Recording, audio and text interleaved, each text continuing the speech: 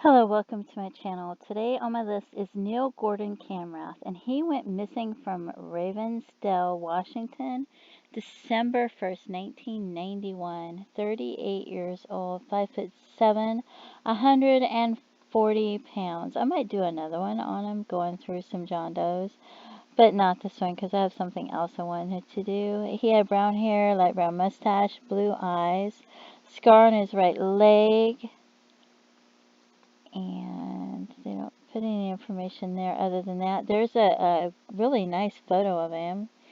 And then we have this is the National Missing Persons Directory, missingin.org, states that he was last seen being forced into a car by 2 males outside of his house, unverified. And then it also says involved in drug traffic, but that's not verified either. So I don't know if that's true or not. 1991. Anyway, I found this when I was searching for his name, and it's a genealogy page, and it mentions people that were killed but in different ways. And years ago, I did a lot of genealogy. My first computer that I ever got, I went and bought a computer. I think it was Circuit City. I'm not sure, but I got different parts and hooked it up, and I had a big old desk, and I did a genealogy from like sunrise to sundown most days. And for a while, I would order census records and go through them at different libraries, like the Mormon library or the regular library, and try to go through them and order death certificates and birth certificates, marriage certificates, because I had my mother and a couple of aunts. My mother sent me a paper, and it had a little bit of genealogy, and some of them weren't right, but it wasn't much to go on, and they needed help doing genealogy, so I did it for years. And I went through the census records, and I bought a microfilm reader, and I had that on one end of my desk, and then the computer on the other end, and then I would sit there and type it in. And I don't know, I learned how to use the computer because I joined a group. I think it was called Nugent, and it was through Roots Web. So if you go to Roots Web website, and if you can go through and search through the archives to see the emails, and a lot of my emails are there from when I did the genealogy, and then I shared birth certificates and death certificates and things like that on the internet, and census records. I transcribed census records and stuff like that. So I found this really interesting to me because I'm fascinated by genealogy because I worked so hard doing it that I got so into it. And this was before, and I think they had Ancestry then, but it wasn't a big thing like it is now. It used to be Roots Web and the Volunteers and things like that. So, and then they had different websites with different names, like the Combs website and things like that. And so I really love genealogy, because it was so. I never liked history until I started doing genealogy. And then when I went then you can relate the genealogy to your loved ones and your family, and you get to read the obituaries, and you get to read their medical records from, like, my grandpa. I ordered his medical records from the war and things like that. And then I ordered different people who had registered to be Indian, to see if they were related or not. Then I had the Cherokee by Blood books, had some of those. So history becomes a lot more interesting when you can relate it to your family and your loved ones. So the death records and obituaries this has on it I'm not going to read them all. You can pause them and read them. But I wanted to share this because I thought this was so interesting. This one says April 20th, 1878. The skull of the unfortunate man was found on examination to be fractured. So murdered for money. And it talks about different ones. And I thought, wow, this is so interesting. I'm going to share it while the page is still here. Because this, whoever did this, I love this. This is an excellent website. And I think they did excellent work. And I thought, well, why not share this since I ran across it? And it's a long website. So I can't read it all, but you can pause it and read it if you want to. Because, like I said, I find it so interesting. And they have different contributors. You can see who contributed each one. And this is at genealogytrails.com. So you could probably go to Genealogy Trails and check out some of the things that they have other than this, because they're so interesting. And I would imagine that they got some of these from reading, what do you call it? Microfilm or microfiche. I have a microfiche reader right now. One of our sheds it's in one of our sheds that fell down, but it's out there. That's how I learned how to use a microfilm reader, was doing genealogy. And so, it didn't have it. It wasn't available online like you can find it now. You actually had to order the microfilm, then you have to wait for the microfilm to arrive, and then you had to go through it, and you had so long to do it, and then you have to send it back. So, and I liked, it's the handwriting is so hard to read on it. But I have really sloppy handwriting, so for me it was a bit easier. But some of those letters are way different back then, the way they made them, than they are now. And then their spelling too. You have to remember that a lot of people back then maybe couldn't read or couldn't spell like they could now, and if they didn't know how to spell it, you never know. But it was so fun. It was so much hard work. I don't think people realize how hard a work it was for people who used to do genealogy back then, before they had ancestry and things like that. I had relatives that I had spoke to that had done a lot of genealogy. One of them, her name was Kitty Durbin, and she said she was donating it all to the LDS church so that they could have it and input it. She lived really far away, but they had been doing genealogy for years. But she was like much, much older than me and a distant relative.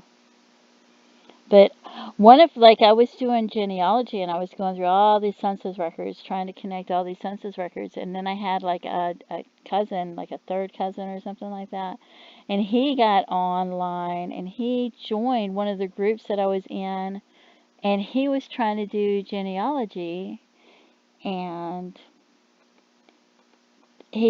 I posted all this information, and he had photos, so he sent me all these photos, but I did almost all of his genealogy. He said he was having such a hard time struggling to do it, and then there it was, because I had already done it. And if you paid somebody at the libraries to help you, because I lived really far away from where I was doing the genealogy at, and then you want the library that I needed to go to get the death records and things like that looked up was really far away, and I didn't have anybody in the area that would help me and do things, even though I had a lot of family in the area at the time. None of them were willing to help me.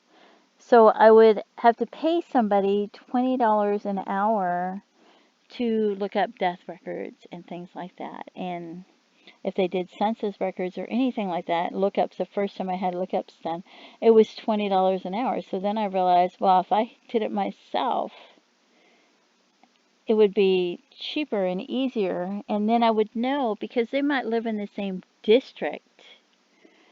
Your ancestors, they might live in the same city, they might live in the same state, or if they live in a county, the census records are broken up by districts, so they might live like in District 10 or something like that for years and years and years, because they might live at the same home. Sometimes they traveled for work, but they might have the same home for years and years, so that you could go back and you could see, and when you go through the census records, you could see that the mother-in-law lived with them, or the father-in-law, or the grandfather, things like that. You might could see the jobs that they did. It might show the state that they were born in. So if they were born in another state, it might show that on the census records. So a lot of my information when I did genealogy was from the census records. And then when you join a genealogy group on the internet, then they had different people had different CDs or different books and things like that, and they would do lookups, or they might have different types of census because they had the different wars, and if people got sick or injured, somebody might have got sick or injured during the war, then they might have on a different census. Or if they were in a medical center or facility, or maybe an insane asylum or a prison or a jail or something like that, then they might be on a different census for something like that as well. So they had different censuses, so I guess you could look that up. And the Cherokee by Blood books, they had they had a lot of genealogy information in those. Well, they still do, I'm sure, but so you could look it up and read it. So I don't know if you're into this type of thing, but I love this because this is it talks about people who died in the past, and this one is, I was trying to do the area of Washington, and a lot of times I go into Oregon when I'm doing that because Oregon is so close by, and Idaho, or I might go across the Canadian border looking for somebody, and I was trying to do up to 2000, but I have some 2001, 2002 in there. So I thought, well, this is so interesting because there's so many of them. And it's going to take me a minute to scroll down. And like I said, you can pause it. And they're not in alphabetical order. But sometimes these websites are here, and then sometimes, hopefully it's here forever, but you don't know. But I thought this was so interesting that I absolutely love this. Salem, Oregon. Jesse Boone, murdered on Monday morning last about 9 o'clock. Jesse V. Boone was shot and instantly killed at Boone's Ferry on the Willamette River by a man named Jacob Engel. The deed was done in Clackamas County. The Herald 5, the following particulars. Engel is the owner of a large flock of sheep that has been in the habit of roaming the country and doing considerable damage to other property. The flock in its perambulations reached Boone's place, and as him driven away, this appears so incensed Engel that he, with the shotgun in hand, repaired to Boone's place and in a threatening manner demanded an explanation. Boone told him to leave, which he refused to do, and without any warning leveled his gun upon Boone and fired, the load taking effect and causing almost instant death. After firing the fatal shot, Engel, terrified at what he had done, fled and endeavored to escape by concealing himself in the dense forest. The news of the murder and the flight of the murder spread with rapidity, and in a few hours the citizens in the vicinity were scouring the country in search of Engel. After considerable difficulty, he was discovered and taken into custody. Later in the day, he was conveyed to Oregon City, where he is at present in charge of Sheriff Warner. The deceased was 45 years of age and leaves a wife and 6 children. Mr. Boone was one of our most worthy and respected citizens, and his death has cast a gloom over the community. He was an old Oregonian and a man of considerable ability and influence. Wow. See, it's interesting the way they word things even. The Welch children drowned. April 6th. This was from 1872. As the following: 2 children of Mr. William Welch, living on Mill Creek, about 16 miles from Oregon City, were drowned in the mill race near his residence last Sunday. We have not been able to learn the full particulars. It appears the 2 were walking along the bank, one about 3 years of age and the other 5, while the younger one fell in and dragging the other after him. Another child saw them and ran to give the alarm, but before assistance arrived, they were both drowned. Wow, that's sad. That's really sad.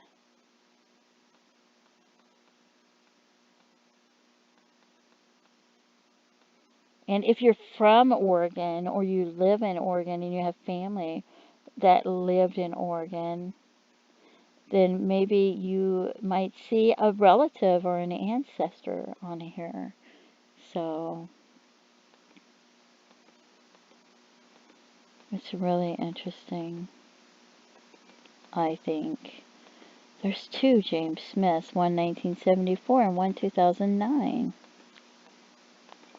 Here, Pope. I have family named Pope. Well, they're not. It's married into family. There's so many names, so that's married into the family. So that one's a long one. Whoops. I'm going to try to scroll down a little faster because it's been 16 minutes.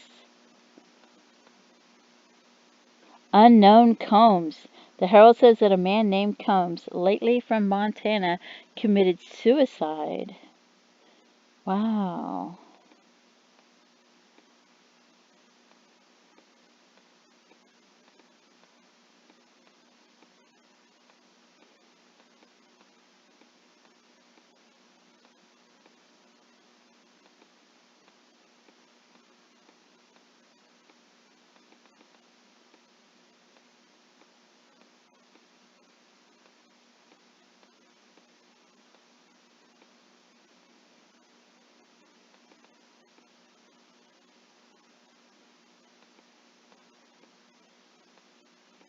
Yeah, there's so many of them.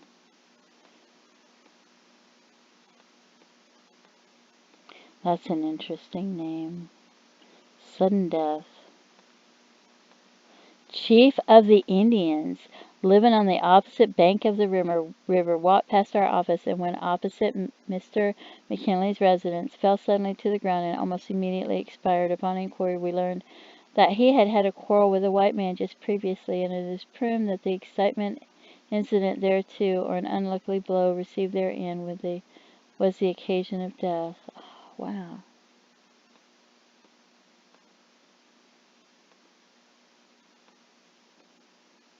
They're so interesting because this is all the way back to the 1800s.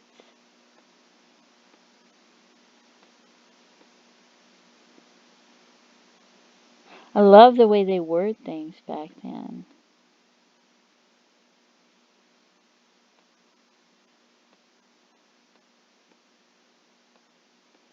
And I'm sure if you go to this website, you can find all sorts of interesting things. Indian chief Charlie wife, suicide. A squaw, one of the wives of Indian Charlie, hung herself last Wednesday to a branch of a tree not 4 feet from the ground, and also strangled her two children by tying a cord around their necks and binding them both together. The children, by prompt treatment, were saved, but the mother was too far gone to restore. She must have shown great resolution, as her body rested on the ground, and no marks of a struggle were seen. She sewed up her dress, with which she made cords instead of rope. The cause appears to be some family quarrel. Charlie is well known in town, having been brought up amongst the whites and resided in Oregon City for 10 or 12 years. Dr. Barclay says that a resort to such extremities is not uncommon among Indians. Wow. I didn't know that.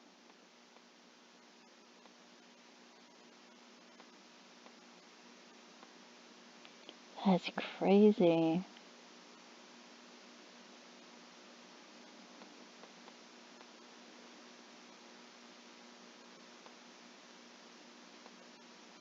Some of the things, like I said, they're so interesting.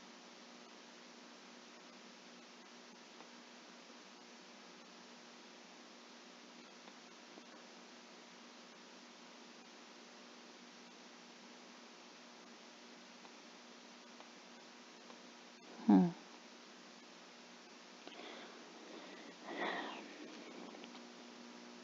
Sarah Reese died of consumption.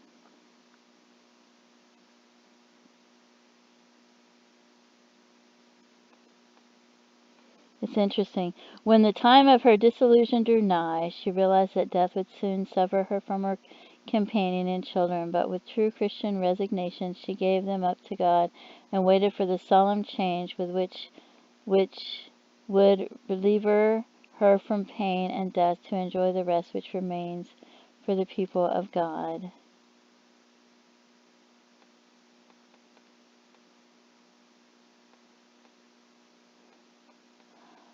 Wow, this one, unknown Grinstead suicide.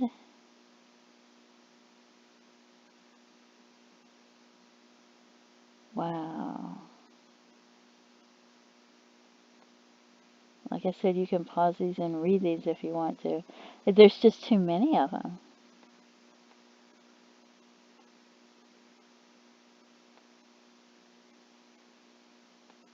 What a great website.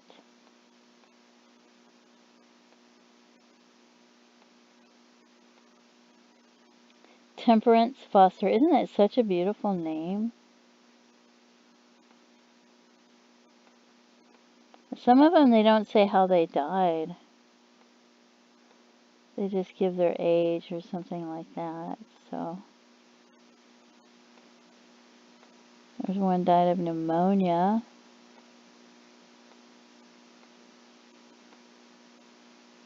I'm almost out of them. Unknown prig. Dead body found. A body found a few days since in the Willamette River at the lower end of the rapids, which has been identified as that of the late Dr. Prigg, who disappeared so mysteriously last fall. The work of decomposition had been progressing to a considerable extent. Still, from articles of clothing and other things connected with the body, there is no doubt of its proper identification. We learn that there was discovered in the back a wound from which, in some other circumstances, there is no doubt but that the doctor met a violent death and that his body was cast into the river for concealment. Wow.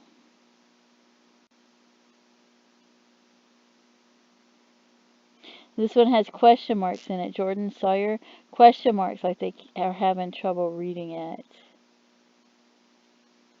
So, I don't know if they're reading it on a census record or a microfilm, or, I mean, not a census record, but I don't know if they're reading it like from old newspapers on the I keep wanting to say census, but they're probably going through old newspapers on microfilm or microfiche, and it might be faded and hard to read, or it might just be someone's handwriting that's hard to read.